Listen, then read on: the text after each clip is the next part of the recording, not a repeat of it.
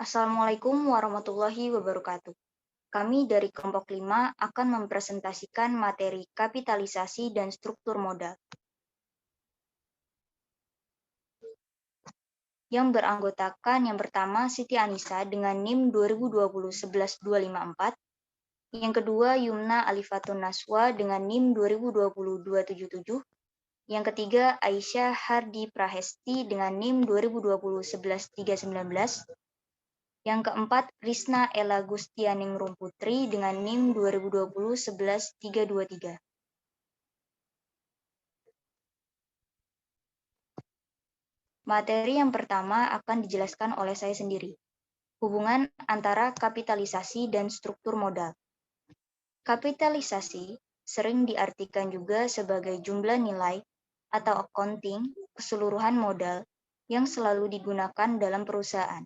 Dan modal tersebut termasuk dalam bentuk modal saham, surplus, dan utang jangka panjang.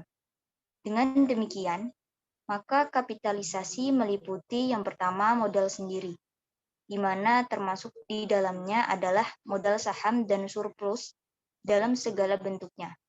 Yang kedua, modal asing, yang terdiri dari obligasi atau utang jangka panjang lain yang serupa. Dengan kata lain, dapat pula dikatakan bahwa kapitalisasi itu merupakan jumlah modal yang terikat pada perusahaan yang meliputi jumlah utang jangka panjang dan modal sendiri. Sedangkan struktur modal adalah perimbangan atau perbandingan antara jumlah utang jangka panjang dengan modal sendiri.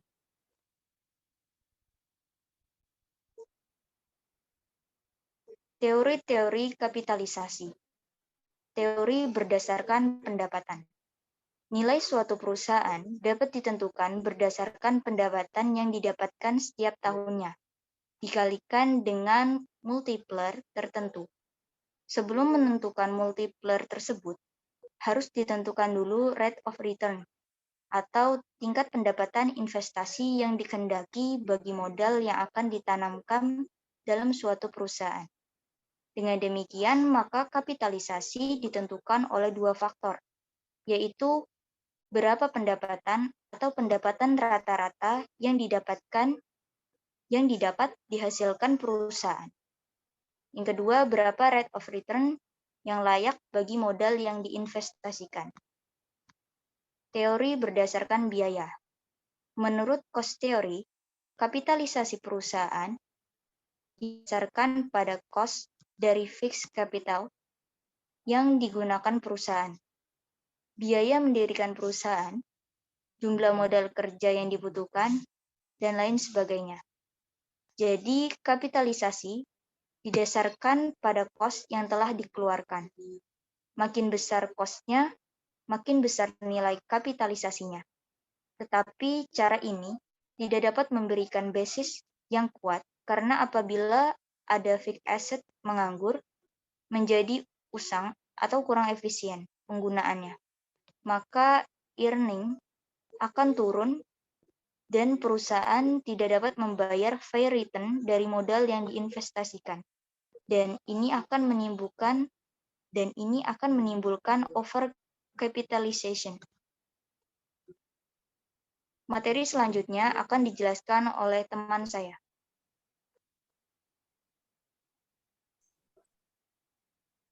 Over dan under capitalization. Dikatakan over capitalization apabila satu earning-nya tidak cukup besar untuk mendapatkan fair return dari jumlah modal yang diinvestasikan.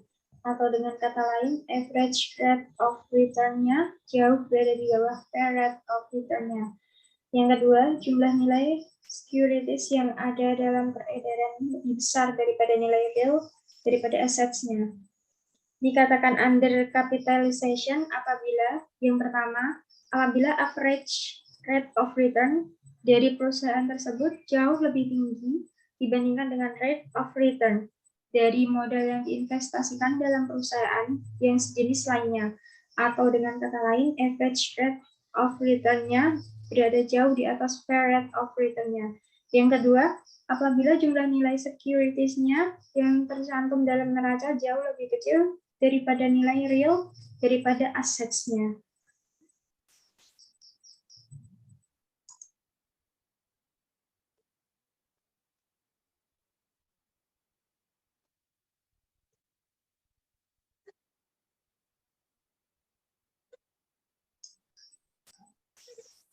Cara-cara untuk mengatasi over dan under capitalization. Apabila over dan under capitalization ternyata menimbulkan kesukaran finansial atau menampakkan adanya ancaman, maka financial manager perlu segera mengadakan penyusunan kembali struktur modalnya supaya perusahaan tersebut dapat kembali dalam keadaan properly capitalized. Hal ini dilakukan dengan cara mengurangi nilai nominal saham atau dengan meminta para pendiri untuk menyerahkan kembali sebagian dari sahamnya kepada perusahaan. Pembayaran dividen dalam bentuk saham, yaitu yang disebut stock dividend, adalah juga cara lain untuk mengatasi keadaan perusahaan yang dalam keadaan undercapitalized.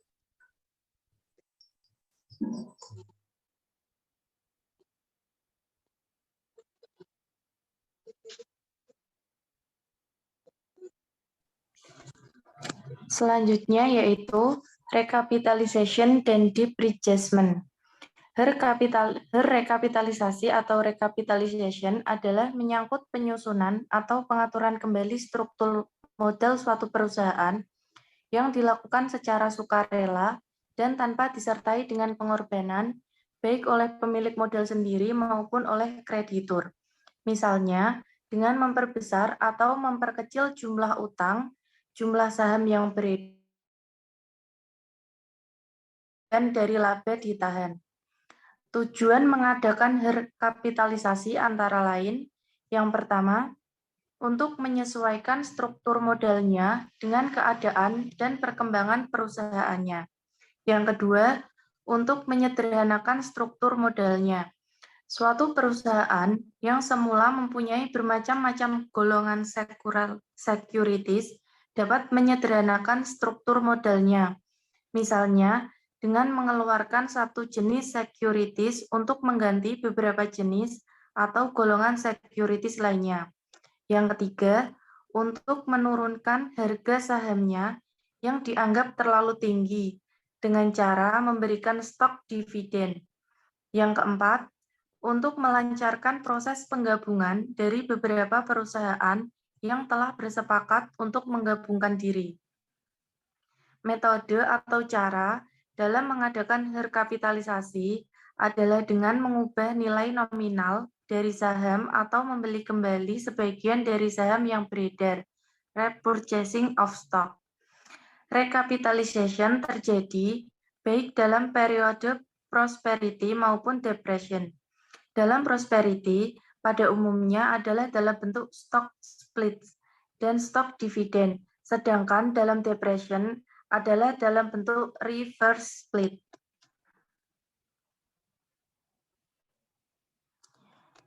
Selanjutnya, depreciation. Depreciation adalah menyangkut perubahan-perubahan yang fundamental dalam struktur modal yang menyangkut struktur utangnya. Misalnya, mengubah status utang jangka pendek menjadi utang jangka panjang, mengganti utang lama dengan utang baru, dan lain sebagainya. Tujuan dilakukannya depreciation antara lain, yang pertama, untuk memperbaiki posisi likuiditas dan posisi solvabilitas. Yang kedua, untuk menurunkan tingkat bunga dari utang lama yang disertai dengan tingkat bunga yang tinggi dengan utang baru yang tingkat bunganya lebih rendah. Yang ketiga, untuk memperpanjang hari jatuhnya atau menunda saat pembayarannya, mengurangi jumlah utang. Struktur modal yang optimum. Struktur ini merupakan struktur modal kombinasi utang saham, preferen, dan saham biasa yang memaksimumkan nilai perusahaan didasarkan konsep cost of capital. Struktur modal yang dapat meminimumkan biaya penggunaan modal rata-rata tertimbang weighted average cost of capital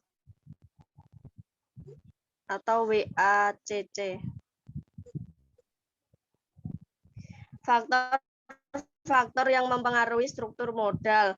Ada beberapa faktor yang dapat mempengaruhi struktur modal, berikut adalah masing-masing penjelasannya. 1. Tingkat bunga. Tingkat bunga akan mempengaruhi pemilihan jenis modal yang akan ditarik. apakah perusahaan akan mengeluarkan saham atau obligasi. 2. Stabilitas dari earning. Stabilitas dan besarnya earning yang diperoleh oleh suatu perusahaan akan menentukan apakah perusahaan tersebut dibenarkan untuk menarik modal dengan beban tetap atau tidak. 3. Susunan dari aktiva. Perusahaan industri yang modal tertanamnya dalam aktiva tetap dan dihubungkan sesuai dengan aturan struktur finansial yang horizontal. 4. Kadar resiko dari aktiva. Tingkat atau kadar resiko dari setiap aktiva di dalam perusahaan adalah tidak sama. Makin panjang jangka waktu penggunaan suatu aktiva di dalam perusahaan, makin besar derajat resikonya. 5. Besarnya jumlah modal yang dibutuhkan. Besarnya jumlah modal yang dibutuhkan juga mempunyai pengaruh terhadap jenis modal yang akan ditarik. Apabila jumlah modal yang dibutuhkan sekiranya dapat dipenuhi hanya dari satu sumber saja, maka tidak perlu mencari sumber lain. 6. Keadaan pasar modal. Perusahaan yang mengeluarkan atau menjual sekuritis haruslah menyesuaikan dengan keadaan pasar modal yang sering mengalami perubahan yang disebabkan oleh gelombang konjungtur. 7. Sifat manajemen. Sifat manajemen akan mempunyai pengaruh yang langsung dalam pengambilan keputusan mengenai cara pemenuhan kebutuhan dana. 8. Besarnya suatu perusahaan. Suatu perusahaan besar yang tersebar sangat luas. Pada modal sahamnya akan mempunyai pengaruh kecil terhadap kemungkinan hilangnya kontrol dari pihak dominan terhadap perusahaan yang bersangkutan. Sekian presentasi dari kelompok kami. Apabila ada kata yang kurang berkenan di hati teman-teman kami, mohon maaf. Akhir kata, wassalamualaikum warahmatullahi wabarakatuh.